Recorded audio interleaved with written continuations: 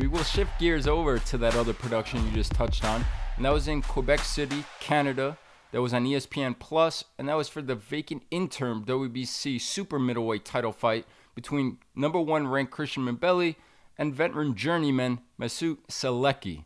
And in this fight, bud, I thought Sulecki, he's lost when he steps up to the bigger name opponents, right? He was knocked out 2 fights ago against Diego Pacheco, another highly touted, highly ranked super middleweight. He fell short against Demetrius Andrade, Danny Jacobs by decision. And I did think he would fall short, but I thought his experience would allow him to go some rounds and maybe allow us to get some questions answered by Mbilli. But that didn't happen. Mbilli didn't waste any time. First round, beautiful combination, beautifully timed uppercut. Gets the stoppage, gets the knockout win. What'd you make of this fight? What'd you think of Mbilli's performance? He did what he had to do. He got it done. And he did it in a spectacular fashion. No matter who you're in there with, guy's got a good track record, this guy. Sulecki, you know, he's like you said, he's only lost to top guys. You know, he got knocked out by Pacheco, but that took 6 rounds. And that was a different kind of fight. You know, he had to go through a bad neighborhood, and he got caught going through the bad neighborhood with the very tall and long Pacheco. I was surprised by this outcome, too, how quick it was. I wasn't surprised by who won, but how quick? Yeah, I was very surprised. I give credit to Mbilli, but, you know, the difference between Pacheco, don't go crazy and say, oh, he's better than Pacheco. Styles make fights. The difference with Pacheco taking longer is his style is more patient. You know, he's going to control the outside. He's going to set you up on the outside. He's going to use his length. He's going to use his jab. He's going to set the table. He's going to eat with the right hand. And that's what he eventually did. He's going to walk you into mistakes. And that's what he did. It took him 6 rounds to do that. He's more cerebral. You know, he's more patient that way. That, like I said, styles make fights. But Mbilli takes it right to you. You know, he brings it to you fast. You know, it's kind of like, which poison do you like better? You know what I mean? Choose your poison. You like the poison that acts fast? You know, boom, you're gone. Or the one that takes an hour to get into your system to get rid of you. Really, that's what it comes down to. And Mbilli's poison was what it is. His style is to bring it right to you. He brought it right to him, and he caught him. When you catch a guy that's throwing a punch, you usually, when you can time, when you can, in this case, get in the eye of the storm, get in the pocket, be calm, and when you have your opponent throwing a punch from the other side, in this case, it was the right hand by Sulecki. He's throwing the right hand, and then at the same time, Mbilli, to his credit, he's calm in an uncalm environment. He's calm in the eye of the storm. He throws a right uppercut from the other side. Usually it's going to be lights out. Why? Because when the opponent is throwing a punch from the opposite side, his eyes are averted to that side. He thinks he's going to strike something that he's aiming at in his mind. And his mind is set on that. His eyes are set on that.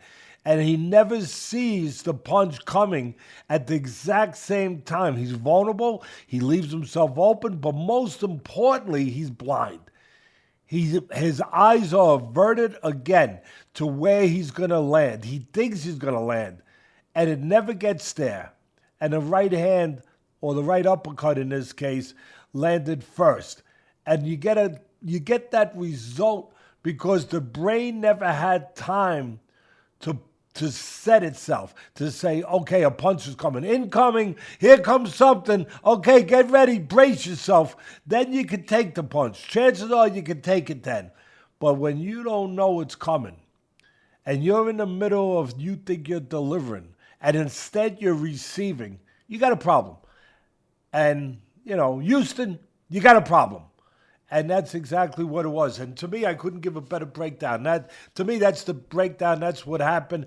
I was shocked, like my son was, that he would get rid of him that quick. That's the one thing you got to love about Mbilli. Love him or hate him. And there's vulnerabilities with him. But he's going to bring it. That's his style. That's his ID. It's going to be enjoyable. It's going to be enjoyable to watch as long as it lasts. No matter who he fights, he is going to be the firestorm bringing the fire.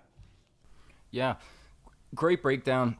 And Sulecki was off of his feet. I don't think he could have continued, but the ref was quick to jump in there and make sure he wasn't going to continue.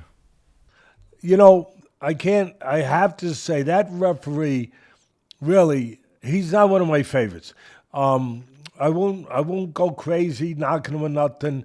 You know, obviously he's a professional, experienced ref and very experienced, the whole thing. But I have found him to favor Canadian fighters. I can't put it more succinctly, more honestly from what my experience has been. I've seen him to. I have found him to favor the hometown or the home country fighters up there in Canada. Again, you can't knock him. The fight had to be stopped. There was no way that Sulecki could continue. There's no doubt about it. I'm just pointing out that he has a bit of a track record that's not a great one for me, the referee. But he and because of that, yeah, I noticed what my son noticed. I noticed he was really quick, but he wasn't wrong.